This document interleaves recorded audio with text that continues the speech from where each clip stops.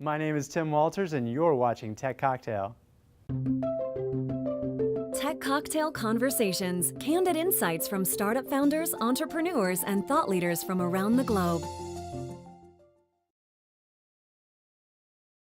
Culture is really at the base of how a company operates. So companies are formed by groups of people. The groups of people are what produces the product, the output of the company.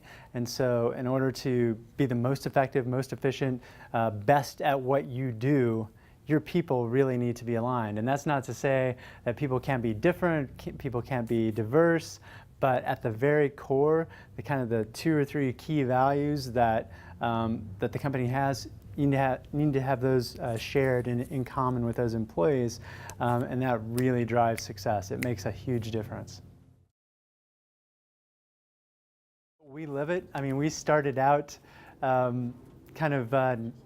using our own software, but then had a couple of faux pas, a couple of misfires, because we need, early stage, we had to have this engineer, we had to have an engineer. We found somebody we thought they would fit. The software said, no, it's not quite a great fit, but we rationalized it just because we needed the person at that time, and we got bitten by it. So we quickly learned in the first 2 years of RoundPegg that we really needed to drive this stuff with our own software, with our own process and methodology, and it's become great. We're 10 people now. We have a wonderful culture. Everyone loves coming into work, and we're crushing it.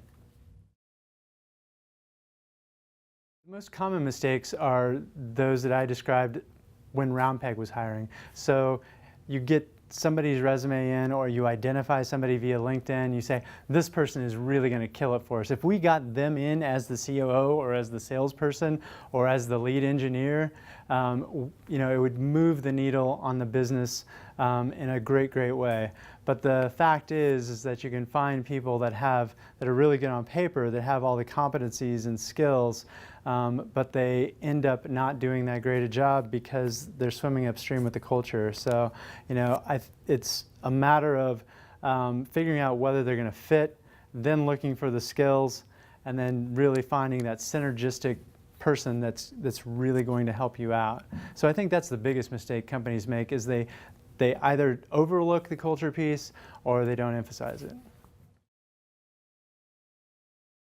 I think maybe the biggest startup trends that are already ongoing but haven't really caught a big enough foothold, especially in business, are social business platforms. So I think you'll start to see B2B, SaaS, kind of traditional sorts of enterprise software being incorporated into social software for business.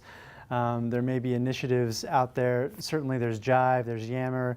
Facebook may get into this game. LinkedIn may get into this game. There's rumors around those things. Salesforce wants to get into this game. So there are old school software that ends up driving different parts of your business and then incorporating the social part of that, so you have amplification of the communication devices, the way people are now used to interacting with one another, especially when you talk about Gen Y, and then really amplifying their ability to do business, to put it in these sort of modalities.